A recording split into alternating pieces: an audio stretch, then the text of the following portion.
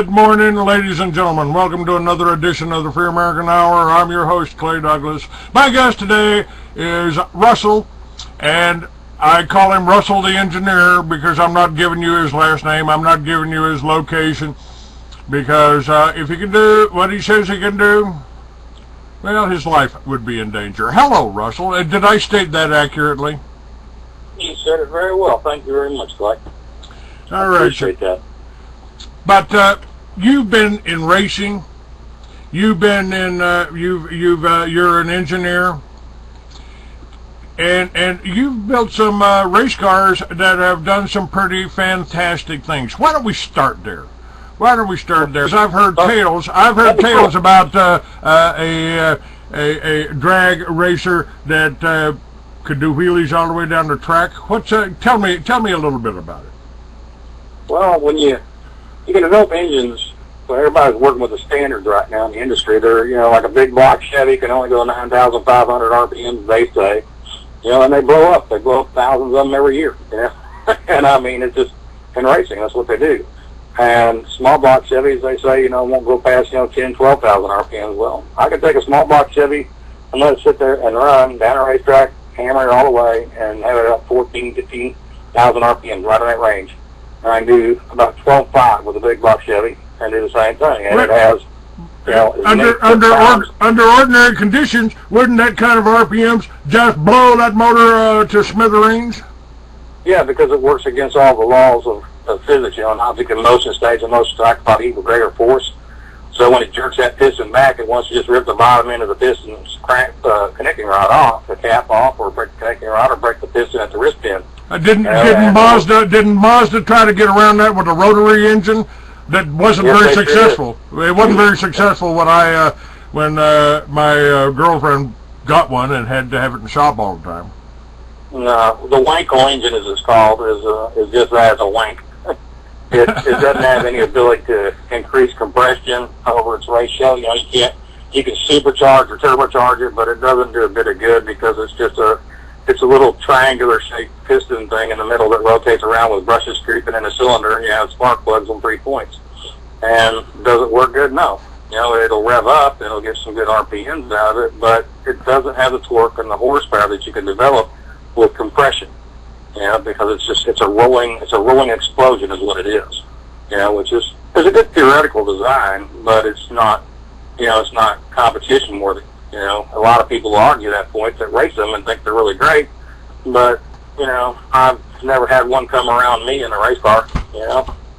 And they said they could. So tell me about this engine that you can get a Chevy to turn 9,000 or 12,000 RPMs. Tell me, how did you do that? How did you do that? This ain't a trade secret, and this ain't. Are we infringing on anybody's patent anywhere? I'm sure the automobile manufacturers don't like you very much, and you have been hurt in the past. Was that related in any way to your work? Oh yeah. They slapped my hands and let me know that they don't mind me messing in their turf because, when you can take a car that supposedly can only get 25 miles a gallon in the city and, 33 miles a gallon, 40 miles a gallon on the highway best, and you can turn around and get 80 miles a gallon on the highway and, 60, 70 in the city, they don't like you very much. And especially the oil industry, they hate your guts.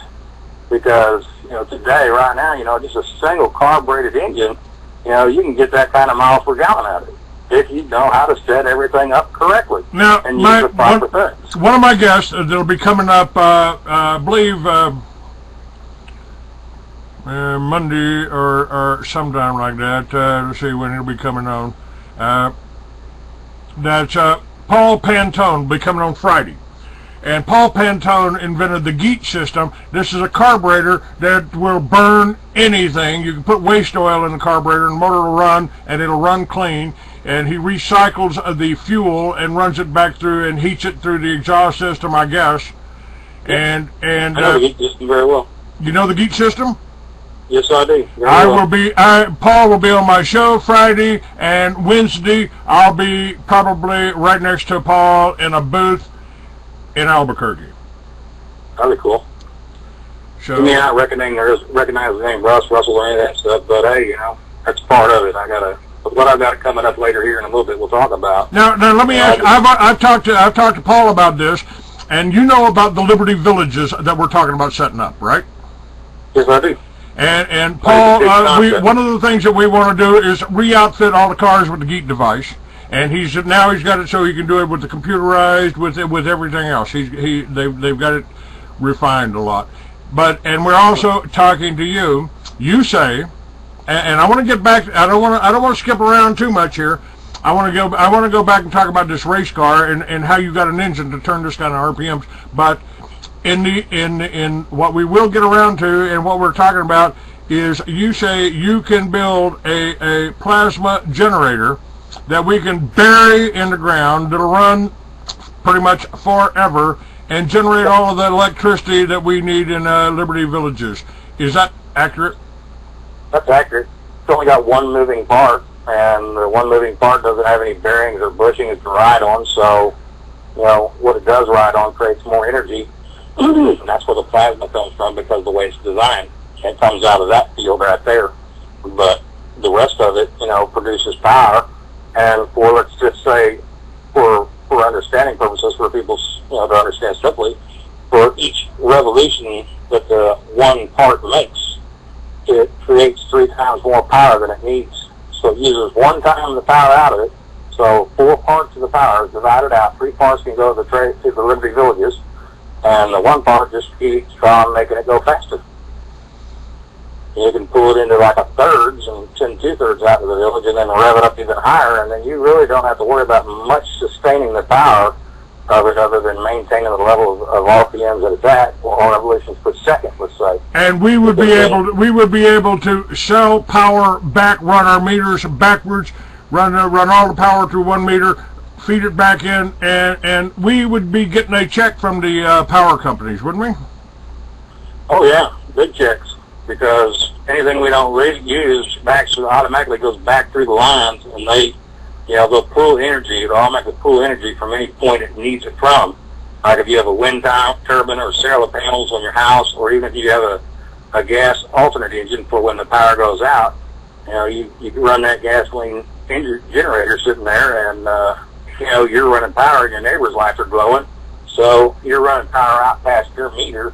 And when they read your meter, you know, that's why they're these electronic meters, to try to get away from some of this. But, you know, it doesn't matter. It still works backwards and forwards. It shows the count, and they have to pay. Everybody that's running solar panels and wind turbines and stuff like that. Well, they just let me ask you a question. This is just going into the theoretical, and it would take a hell of a lot of marketing and a hell of a lot of money to do it. But if we set these Liberty Villages up on the existing farms and ranches around the country that haven't been wiped out or bought up by corporate interests, and that's what they're doing, corporate farms. That's where your cows, that's where your meat, and that's where your chickens, that's where your turkeys, and that's where everything's coming from, as opposed to the family farm. So if we set these family farms up with these generators, with people living on it, so you've got, you know, 20 or 30 people that are in charge of keeping it going, then theoretically, we could shut down the whole nuclear power systems around this country, be a lot safer, and we would be making money for the people living in the cities, not the power companies. The natural gas engines and stuff like that make power, the gas turbines that create heat and make steam, and the steam turns the turbine and makes it run and creates energy for us, you know, or, you know, the coal burners that do the same basic thing, or the nuclear things that do the same basic thing. They all create energy. Well, you could shut all that down, you know, because they'd be getting their demand from us. Now, I mean, what you have described, sufficient. Go ahead. What you have described brings to mind some of the research of Joseph Newman. Do you know Joseph Newman? I know of him, yes. Yeah, I have one of his books. He built a magnetic generator. Now, what you have described to me with no bearings seems to be a magnetic generator.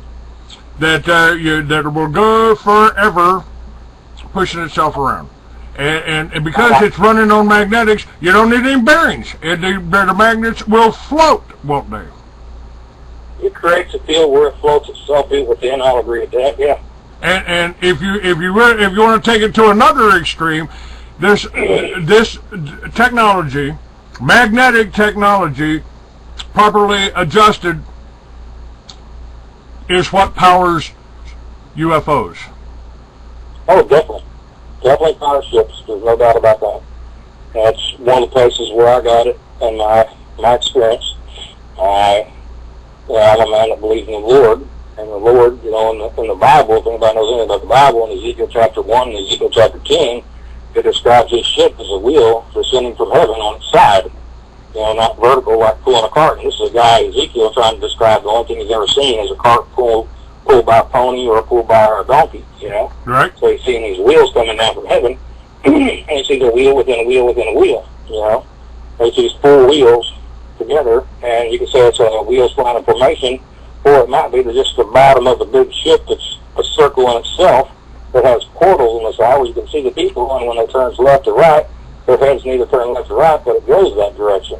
40 years ago, I wrote, Russell, a science fiction novel about the United States after marijuana had been legalized, and a kind of a side story was my character's distant past, when he was the co-captain of an Earth ship, what I called an Earth ship, a UFO built to withstand a collision of planets. Oh, yeah. And that Earth ship, there was a half a dozen of them.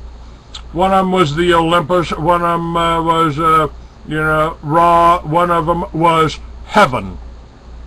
Right. And I described this 40 years ago. Using this type of propulsion, it was able to withstand gravity, go underwater, do anything, and travel to the other planets. Well, let's take it real simple. Okay, if you take the basic design, you put it together and run it just to generate electricity for the system, you can bring people to the house that it sits underneath, so it's buried deep down the ground, and you can have people that don't feel good come in the house, and the charge that comes off of it will make them well, all right? And it'll perpetuate your life because it'll renew the energy in your body. And believe it or not, the same principle that I'm talking about, building in the form, is bioengineered inside everybody's human body and inside of every animal and inside of every plant on this earth. It is part of the concept of the universe with the Creator. You can put it all together. And, you look at the planets who orbit around the sun and everything else. I mean, what makes them move? What makes them move? It's a magnetic field that they're sliding through. Okay, so you can take a planet and build a ship and generate its own field around it. A field generator, one that turns very fast. You take it up like 100,000 revolutions per second, somewhere in that area. Because I know I got mine up into the revolutions per second area, and that's when plasma comes off of it. The box, and the box was cage type design that had Lexan, and it had all kinds of mesh cross inside the Lexan, and inside that there was a piece of bulletproof welding shield glass. Okay, so that if anything happened in there, because I'd welded this together, put all this together, and I didn't want to get fragged by anything because I knew I was going to. I'm the kind that puts the pedal to the metal and gets everything I can out of anything. And, of course, I watched the fluorescent tubes in the garage, where I was at my shop, I should say. They light up. They lit up brighter than what the energy was that was being provided for them. And they're getting brighter, but I noticed everything outside had gone dark. The neighbors' houses always had lights on across the way, and the street lights around the way had gone all out. And I'd been cranking this thing up slowly but steadily, faster and faster, and I decided to better shut it down because I knew I'd knock something out. And that's when I built a brake system inside it to where all I had to do was flip a lever, and it kept on applying pressure until it quit, and it worked off the energy that was inside of it to keep on applying the pressure until there was no energy left, and it would lock itself each time like an emergency brake does. to get past one more click, click, click, click, and just keep on locking it down. And there was a heck of a fire inside that box, that steel box. I mean, the temperature on the outside of the steel box was reading about 890 degrees. You know, so I was watching and I had things monitoring every different way I could, but at the same time I had it sealed. I had a box inside of a box per se, and it was probably about 3 inches thick, weighed about 175 pounds. It was about 20 inches in every direction if you want to measure the box. And inside that was sitting the motor. And that was the first one that I put together that was put together by the design in my head that I wasn't going to let anybody else see. You know, I didn't want nobody else to see it. And when the power company come knocking on doors and they showed, you know, a power reading on my meter where I had generated more power out of my house during the time, you know, they said I had more power coming out of mine, so they wanted to see and check things. You know, well, I'm glad I'd already removed it and placed it over to my other shop, because had I not, you know, they would have gone in there right where the regular breaker panel box was, and they would have seen all that sitting right there, and they could have put two and two together. And they had to cut me a check for about $800 that month. And that was just running it for, I revved it up for all of about 5 minutes. Just for 5 minutes. But I blew out two big transformers that were north and south of me on the power line. You know, and that was just feeding back excess energy, trying to dump it somewhere. I didn't like it arcing around between the terminals that I had set up. You know. All right, now tell me about this. I want to go back to this dragster you built. Okay. Yeah. How did you solve the problem? How did you get the engine to do the high RPMs without coming apart? How did you keep it from coming apart? I have friends in the aerospace industry, and they've developed things, researched and developed things for many years. And I had access to their machinists who are related in a way, through friendships and through racing and stuff like that. We were related that way. And in doing this over the years, you know, they were on the cutting edge of technology, like making MRI machines way back before we even had MRI machines, and making the cones that are on the back of the space shuttle, you know, and the materials that all this stuff is made out of.